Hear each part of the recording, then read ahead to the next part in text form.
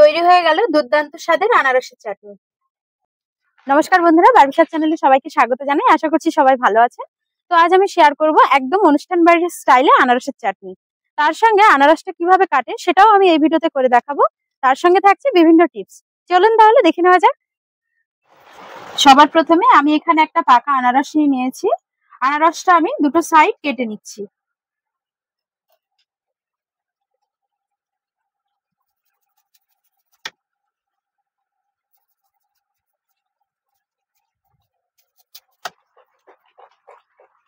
তারপর খোসা ছাড়িয়ে নিচ্ছি। আপনারা চাইলে বটিতেও ছাড়াতে পারেন, ধারালো কোনো ছুরি দিয়েও ছাড়াতে পারেন।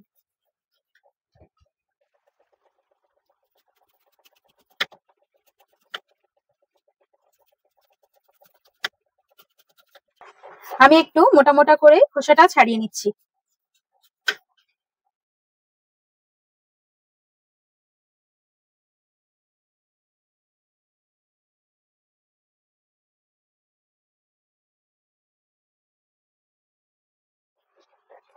খোসাটা ভালো করে ছাড়িয়ে নেওয়ার পর এই যে চোখগুলো আছে, এই চোখগুলোকে ছাড়িয়ে নিতে হবে। চোখগুলো আড়াআড়ি ভাবে একটা লেভেলে রয়েছে।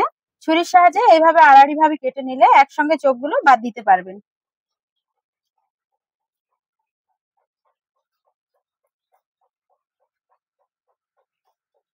দেখুন এইভাবে বাদ দিতে হবে।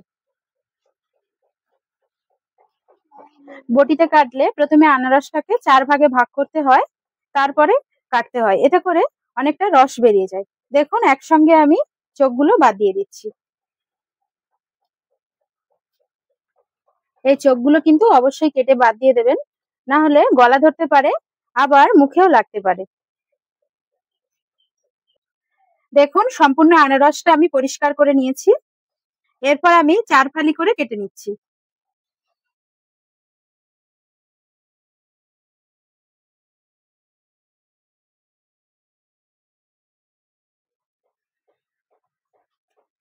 তারপর প্রত্যেকটার বুকের দিক থেকে কেটে বাদ দিয়ে দিচ্ছি।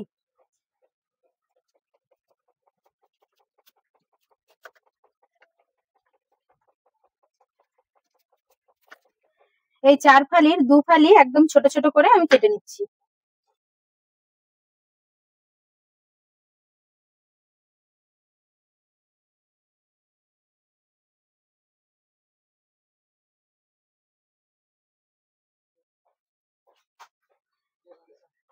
বাকি 2 ফালি একটু মিডিয়াম সাইজ করে কেটে নিচ্ছি।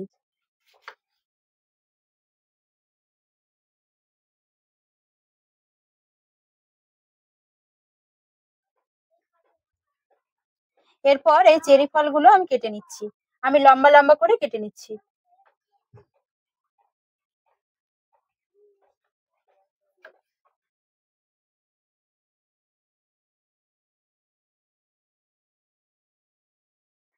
এখানে আমি কিছুটা পরিমাণ কিশমিশ নিয়ে নিয়েছি, আর নিয়ে নিয়েছি কাজু, আর গার্নিশের জন্য নিয়ে নিয়েছি চেরি।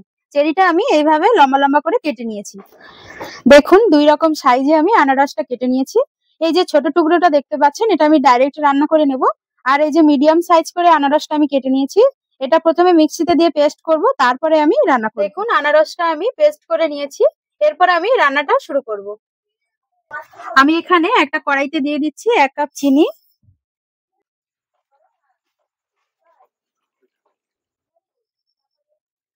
আর দিয়ে দিচ্ছি 1 কাপ জল। দিয়ে আমি একটা চিনির শিরা তৈরি করে নিচ্ছি। আনারসের মিষ্টতার উপর কিন্তু চিনির পরিমাণটা নির্ভর করছে। আনারসটা যদি একটু মিষ্টি বেশি হয় তাহলে চিনিটা কম লাগবে, আর আনারসটা যদি মিষ্টি কম হয়, একটু টক টক ভাব থাকে, তাহলে চিনিটা একটু বেশি লাগবে। চিনিটা বেশি ফোটানোর দরকার নেই, চিনিটা গলে গেলেই হবে।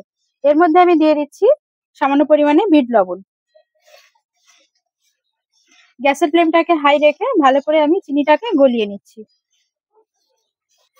চিনিটা গলে গেছে, দেখুন এই পর্যায়ে আমি দিয়ে দিচ্ছি পেস্ট করে রাখা আনারস।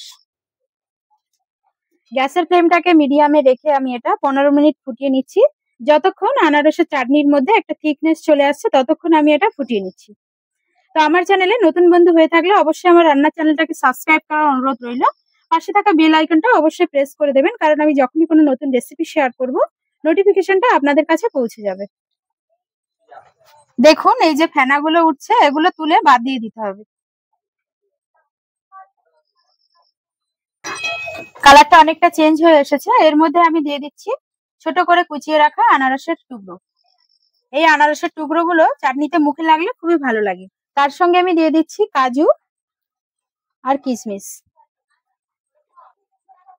সমস্ত কিছু দেওয়ার পর আবারও আমি মিনিট 5 ভালো করে ফুটিয়ে নিচ্ছি। চাটনিটা কিন্তু একদম রেডি হয়ে গেছে।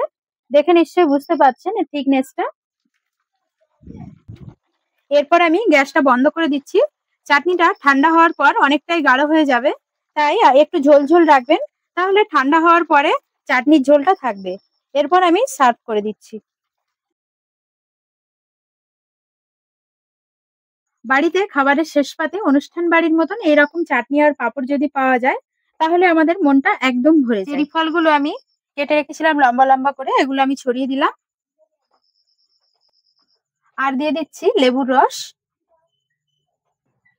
আশা করছি আমার আজকের এই চাটনির রেসিপিটা আপনাদের ভালো লেগেছে। যদি ভালো লেগে থাকে তাহলে অবশ্যই আপনারা একবার বাড়িতে ট্রাই করতে পারেন।